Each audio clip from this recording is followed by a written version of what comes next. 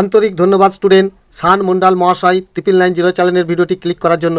Student, এখন আমি তোমাদের ইতিহাস সাবজেক্টের কয়েকটি 2 নম্বর মানের প্রশ্ন দেব, খুবই গুরুত্বপূর্ণ প্রশ্ন। দেখো স্টুডেন্ট, মনোযোগ দিয়ে এর উত্তরগুলো তোমরা পড়ে নাও, প্রস্তুত করে নাও, কারণ এবছরের ফাইনাল পরীক্ষায় তোমাদের এই প্রশ্নগুলি খুবই ইম্পর্টেন্ট। তো দেখো, এই বইটি তোমাদের যাদের কাছে আছে তারা এই বই ধরে প্রত্যেকটা পাতা নম্বর ধরে ধরে উত্তরগুলি পেয়ে যাবে। ওকে, হচ্ছে ছায়া প্রকাশনী ইতিহাস ও পরিবেশ, লেখক হচ্ছে দেখো জি.কে. পাহাড়ি ও ডক্টর সুভাষ বিশ্বাস। ওকে, যাদের কাছে এই বই নেই তারা কিন্তু তোমাদের যে বইটি আছে ওই বইয়েও তুমি এই উত্তরগুলো পেয়ে যাবে, কিন্তু পৃষ্ঠা নাম্বারটা তোমাদের মিলবে না। ওকে, তো দেখো প্রশ্নগুলি কি।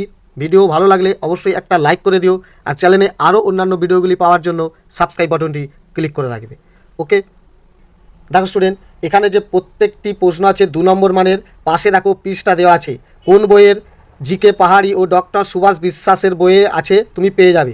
ওকে, দেখো প্রথম প্রশ্ন কি আছে, শ্রী নিকেতন প্রতিষ্ঠার উদ্দেশ্য কী ছিল, 81 পাতায় দেখো পেয়ে যাবে।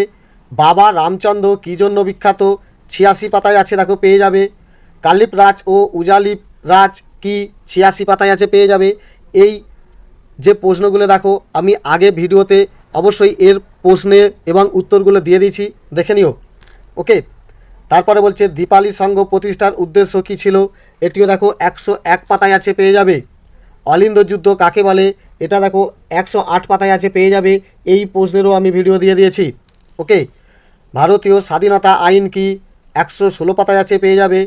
রাজ্য পুনর্গঠন কমিশন কেন গঠিত হয়, এটিও দেখো 117 পাতায় আছে, এর উত্তর পেয়ে যাবে।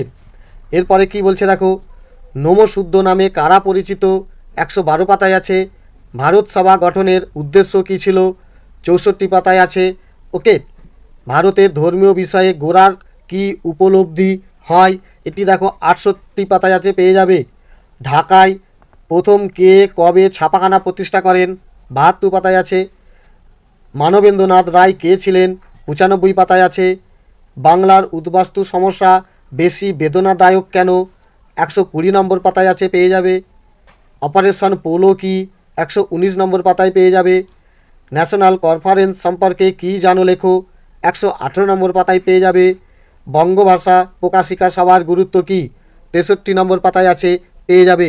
তো স্টুডেন্ট, তোমাদের রিকোয়েস্ট, এই প্রশ্নগুলির বাড়িতে বসে সম্পূর্ণ উত্তরগুলো মুখস্থ করে নাও এবং নিজে থেকে বসে আগে বাড়িতে পরীক্ষা দাও। তোমাদের লেখার স্পিডটা দেখে নাও, ঠিকঠাক সময়ে তুমি সঠিক উত্তরটা লিখতে পারছো কিনা এটা দেখে নাও, কারণ এই প্রস্তুতিটা তোমাদের ফাইনালে কাজে আসবে। ওকে, ভিডিও ভালো লাগলে লাইক করে দিও। ধন্যবাদ।